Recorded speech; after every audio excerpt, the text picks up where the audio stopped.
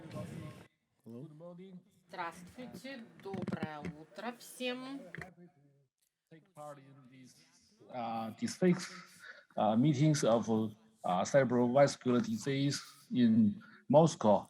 I still remember 3 years earlier, I take part in the earlier meeting in Novosibirsk with many professors, and very nice to see Dr. Orlov again. Thank you, Dr. Orlov. Thank you very much.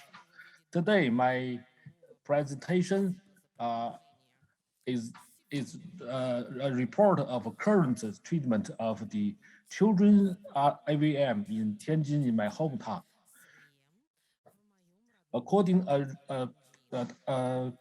paper, about 12 to 18% of patients present with brain AVM are among children, and the AVM results in 35 to 55 hemorrhage stroke in children, and with an incidence of 1.4 per 100,000 person years, and significantly mortality and morbidities.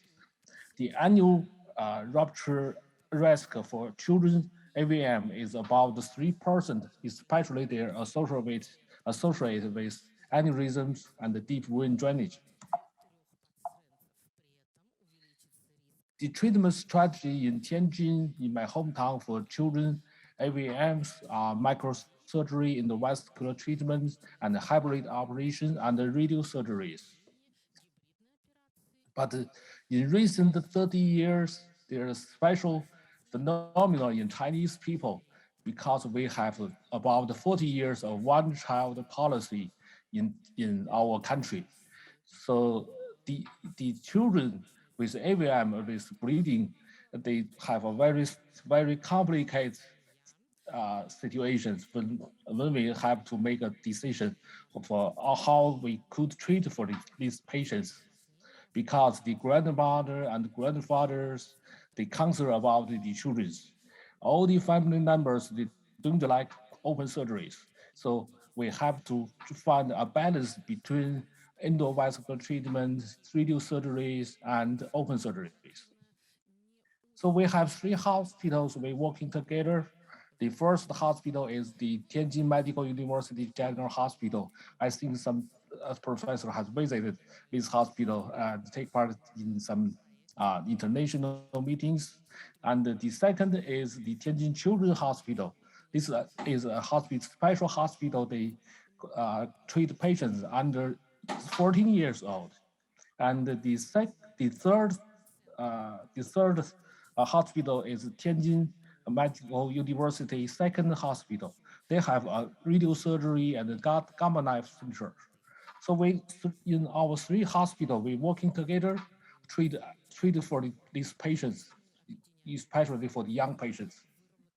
So there are a little bit more boys in AVM hemorrhage and the radio surgery collect most of the patients, and only 14% patients have hybrid operations, especially in recent 3 to 5 years, because we have the hybrid operating room set up for about 10 years in the adult hospital. In the children's hospital, we have set up for the hybrid operating room, a very limited time.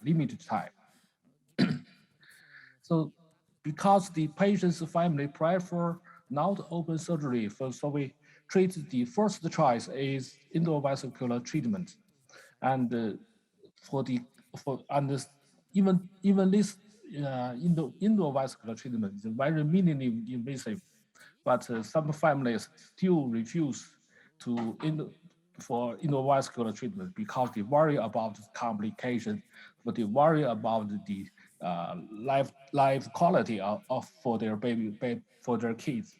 So only 50% of the endovascular treatment was performed.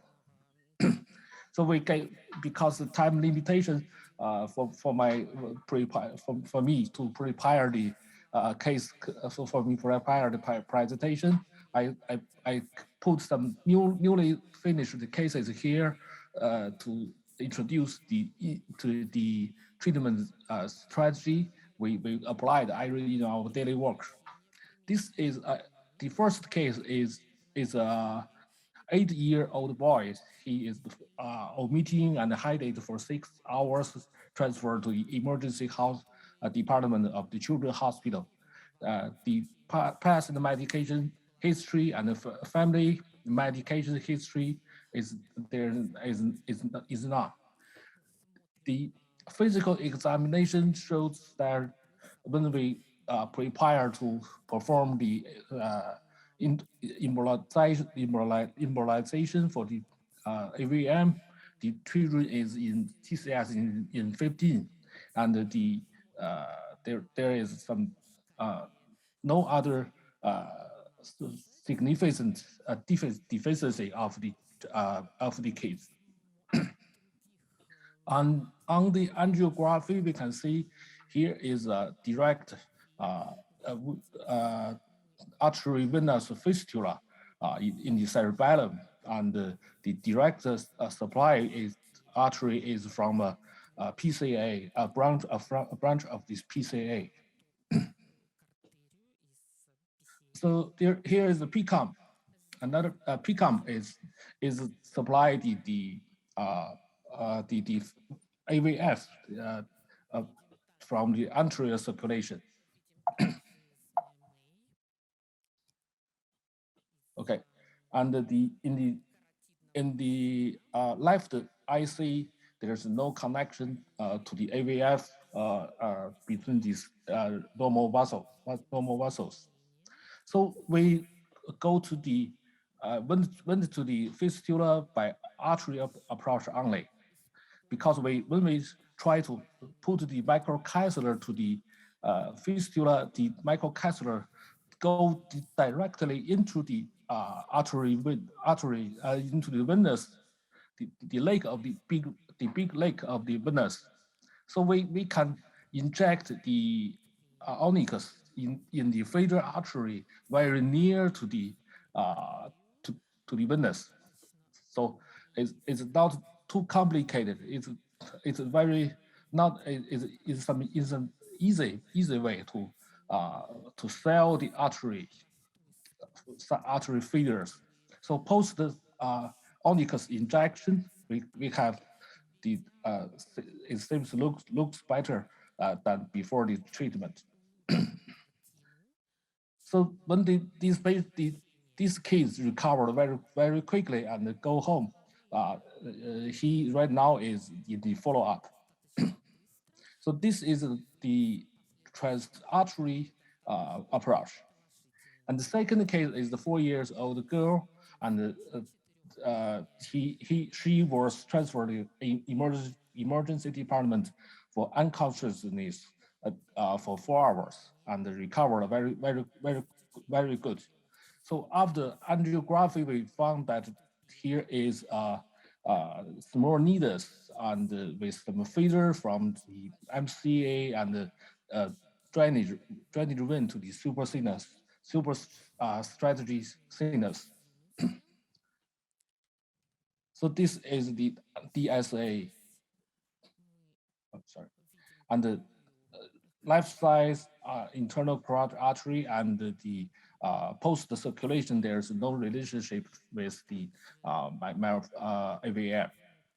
So we put both microcatheter from the feeder artery and the venous. So we went to the needles both by the artery and the venous approach.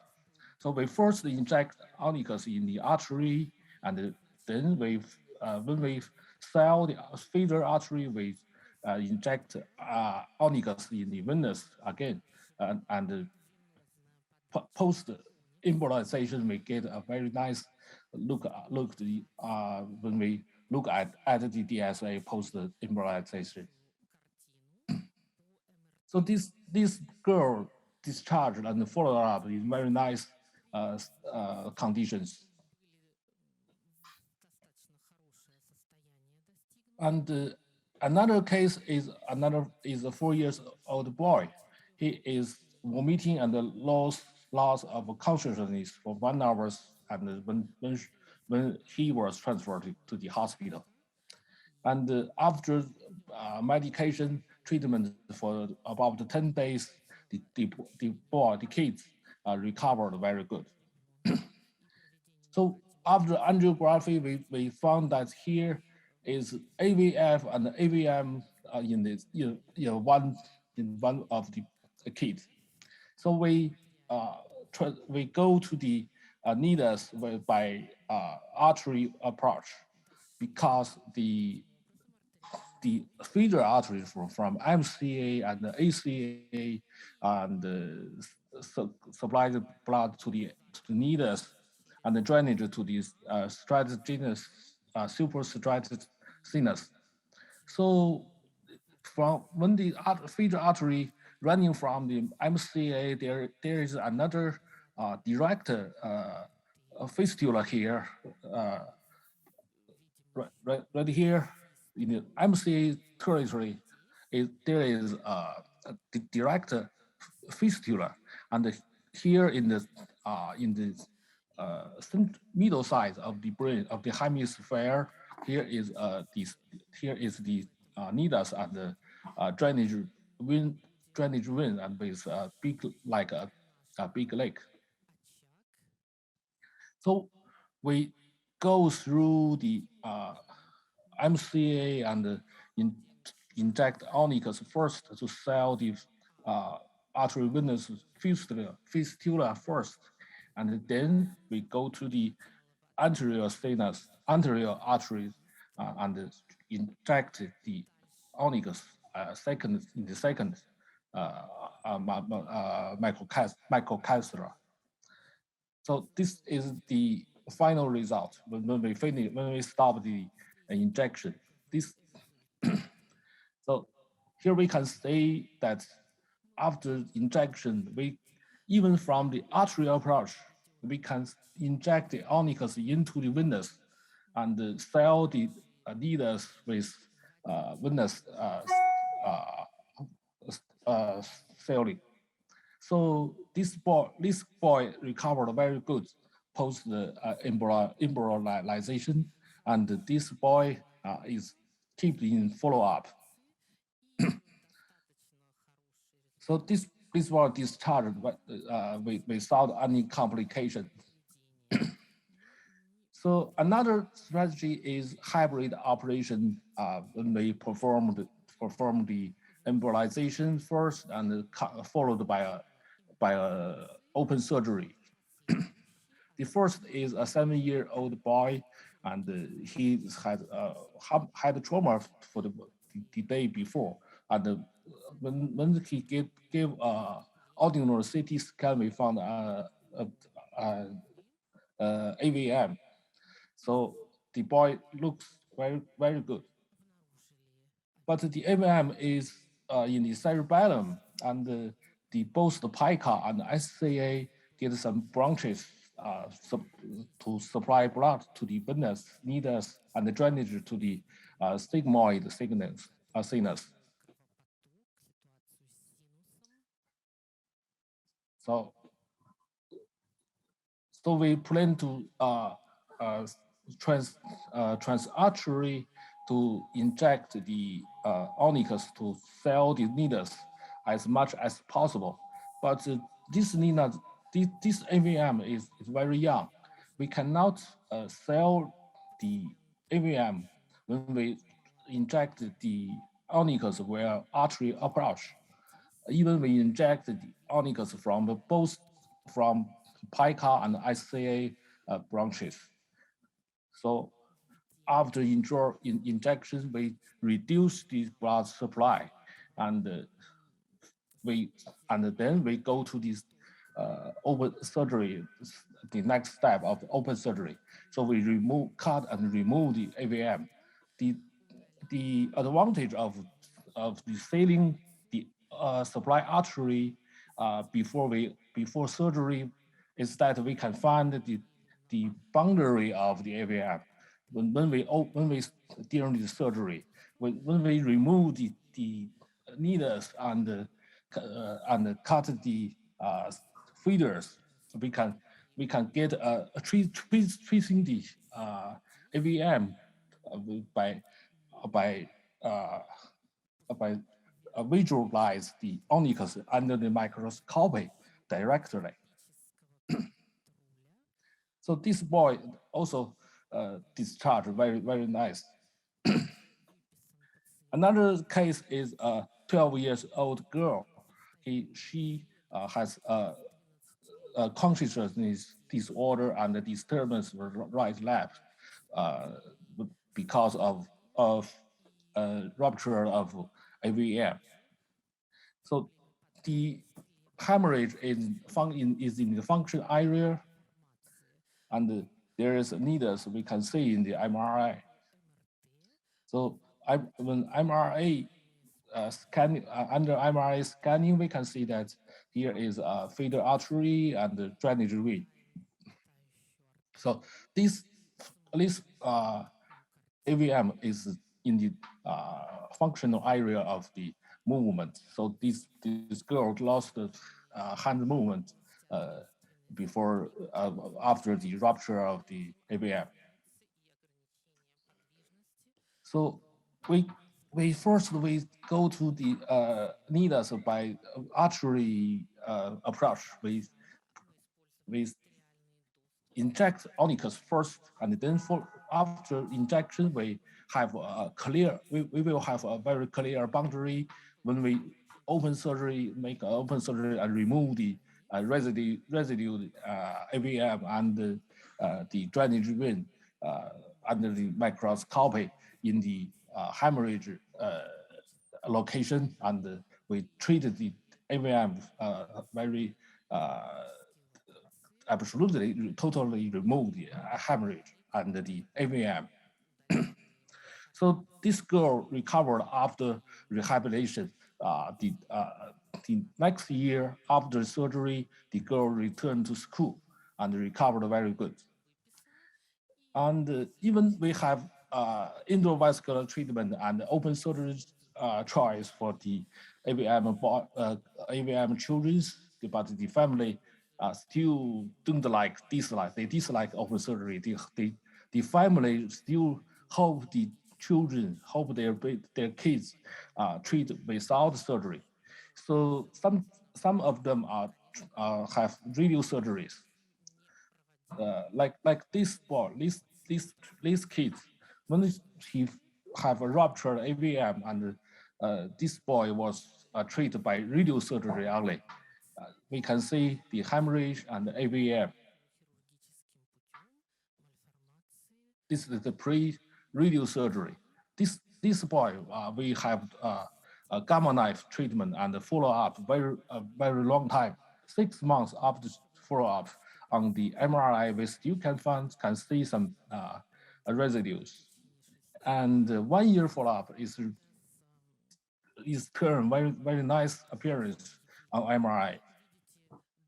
So after 1.5 years, things turn good. And this is the T2s, and 30 years follow up after radio surgery. The result is very satisfying. Even after 3 years, we performed a DSA for this patient. He recovered very nice. There's no embolization or open surgery. This patient was treated by radio surgery only. This is more than half in this situation is happening in about 60% of Tianjin child AVM patients. The family refused to open surgery for the child, and they even worry about the complication of the embolization, and they select radio surgery only. Some of these kids recovered really good. This is the fact. We cannot refuse that choice. So this okay. Another boy is recently discharged from my hospital. From my hospital. This boy is hemorrhage in the function area 2. the family refuse to do any surgery. They don't want, even they don't want embryoization. And these very small needles here. So for this patient, he transferred to the radio surgery and have a gamma knife and observation in the follow up. So here is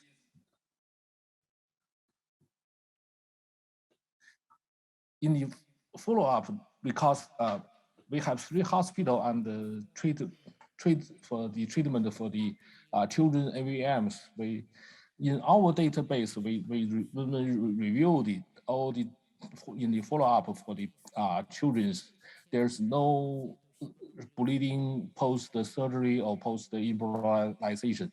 On radio surgery, for about only 5% of kids have AVM kids have the rupture of the aneurysm. So with in our